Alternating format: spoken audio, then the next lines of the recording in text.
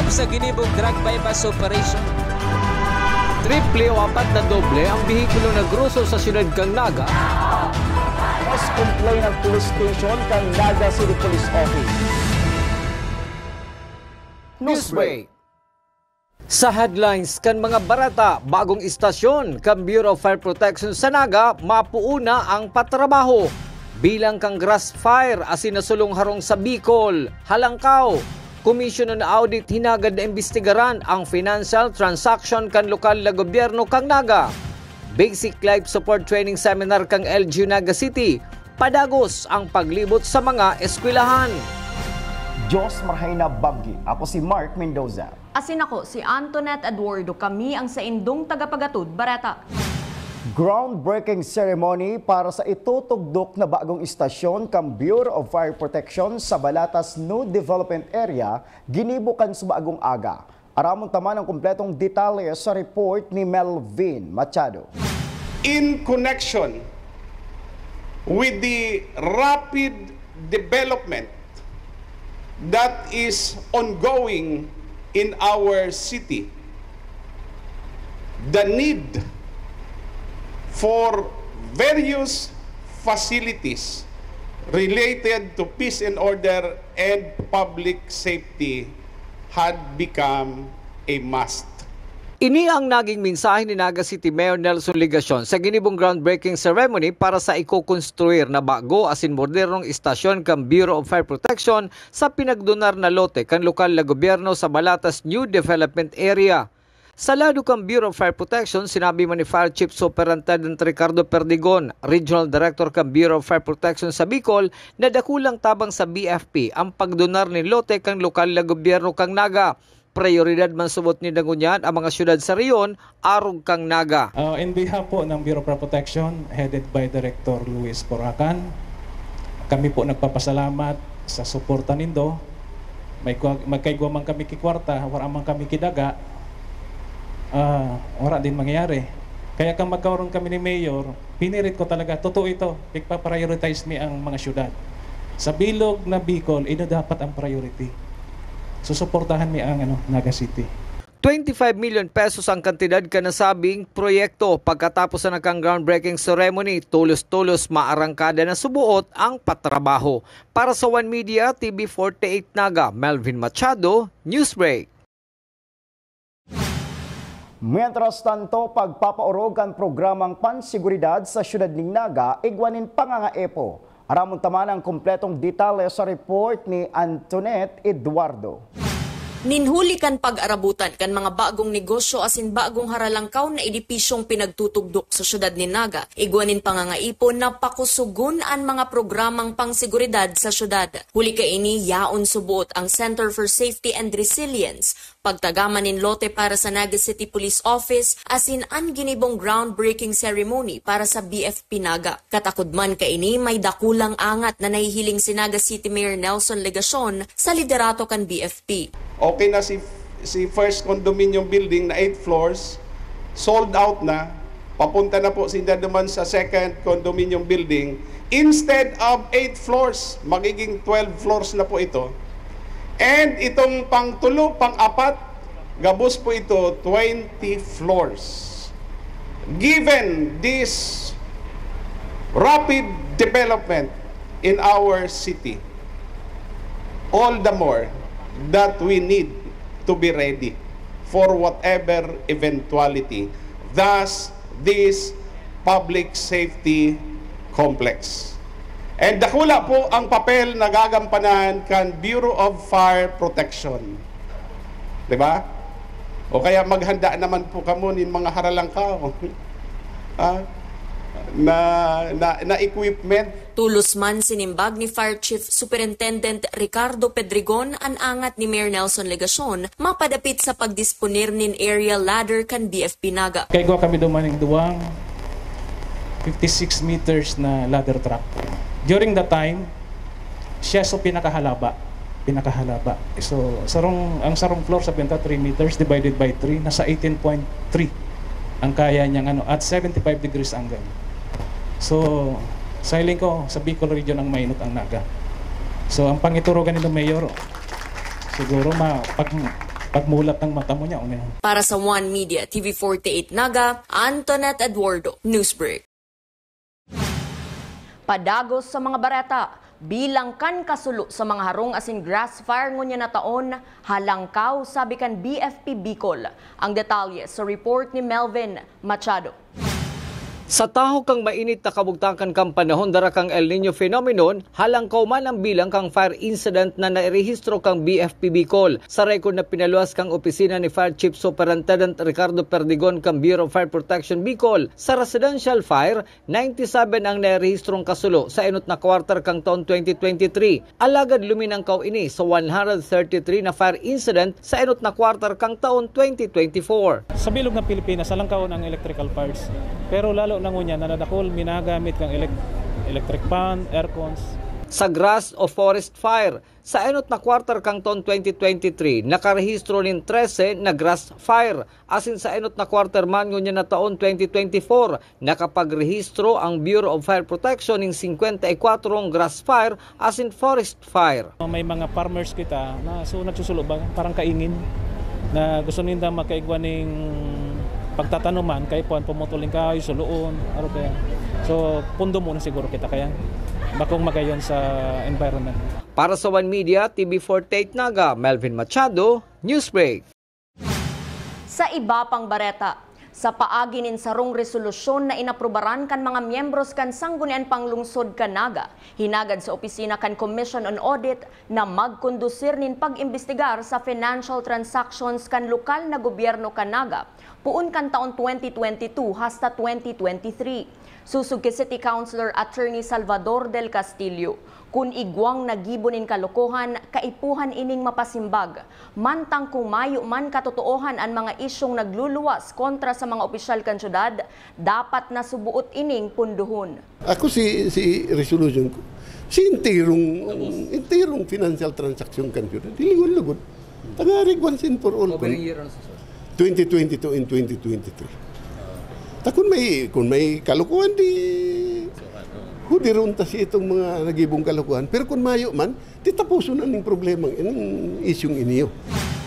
Sa iba pang bareta, dai magpapaunrahan kan Sangguniang Panglungsod kang Naga ang anuman na plano kan mga parapadyak sa syudad na gamiton bilang karibay na pampasada ang mga e-bike. Susug ki City Councilor Omar Buenafe, Chairman kan Committee on Public Utilities, may ordinansa ang syudad ng Naga na nagsasabing dai ini pwedeng gamito na pampasada. Mayo pa po kasi may ordinansa kita na bawal ang mga e-bikes na giboon public utility transport.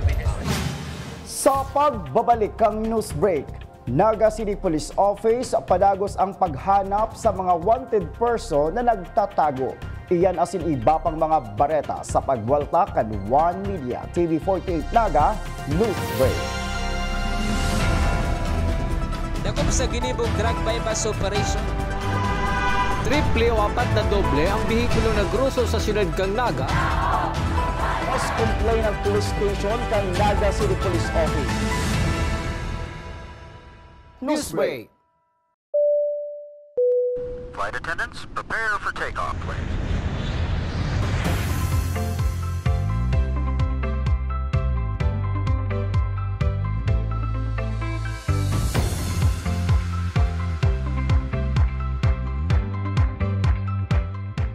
Slip life vest over your head. Take the tape around your waist.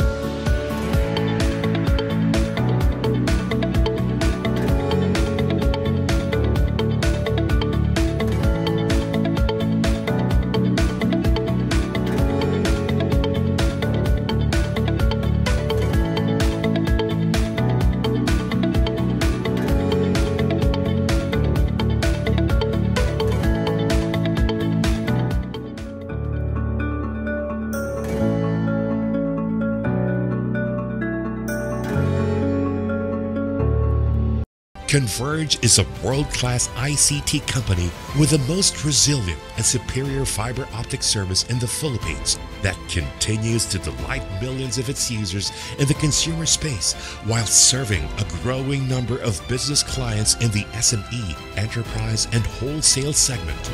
Converge Business. Strength. Resiliency. Results.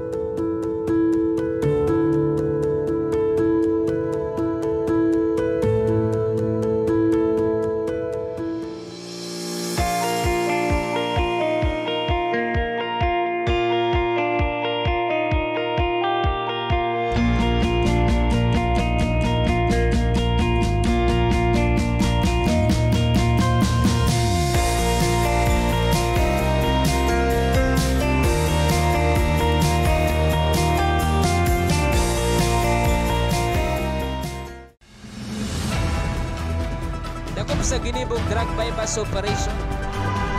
Triple o apat na doble ang bihikulo na gruso sa siyudad kang Naga.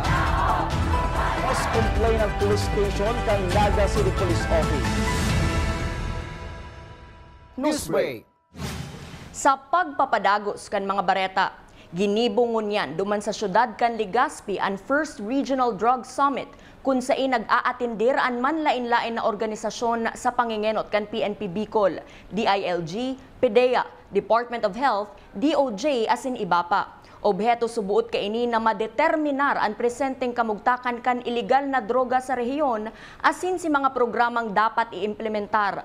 Nag-atender man sa nasabing pagtiripon sinda Rene Gumba kan Public Safety Office, Police Colonel Erwin Rebellion asin toti importante kan NCDDB. Sa satuyang police report, 48,000 pesos ang pinagrekomendar na piyansa kan RTC Branch 56 sa Libmanan, Camarines Sur para makaluwas sa karsel ang akusadong si alias Roger, Chenso operator residente kan Barangay Pakul, Syudad ng Naga, asin may kasong pagbalgar sa Republic Act 9175 o kawaraming pagkakanigong permit nin Chenso. Katuwang man kan Police Station Number 4 ang Calabanga Maritime Law Enforcement Team sa pag-aresto sa nasabing persona. Nayaon ngunyan sa kustodiya kan Police Station Number 4. Sa iba pang bareta, alas 9 nin aga abot alas 6 nin banggi, mawawara nin supply nin kuryente an parte kan Concepcion Grande, Villa Concepcion Subdivision, St. James Subdivision, Major Seminary asin iba pang parte kan Concepcion Pequeña. Susug sa abiso kan Kasureko 2, may gigibuhon subuot sindang paghirahay sa linya sa Villa Concepcion Subdivision. Padago sa mga bareta, pinanginotan kang Naga City Community First Responders Program Management Office ang pagkondusir ng Basic Life Support Training Seminar sa mga estudyante kang Naga City School of Arts and Trades. Obheto kaini na matukduan ang mga estudyante kan mga tamang gigibuhon sa panahon ng emerhensya na magagamit ninda sa eskwelahan asin harong.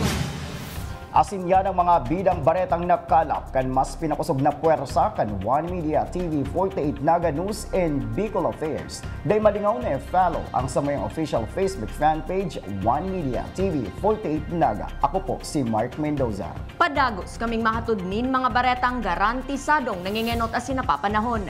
I-hit ang subscribe button sa samuyang official YouTube channel One Media TV 48 Naga, tanganing updated kita sa mga bareta asin istoryang bida. An Bicolano, Ako si Antoinette Eduardo, asin ini, an One Media TV48 Naga, Newsbreak. Dakop sa ginibong drug bypass operation. Triple o 4 na doble ang bihikulo na gruso sa siyudad kang Naga. Mas complain ng police station kang Naga City Police Office. Newsbreak.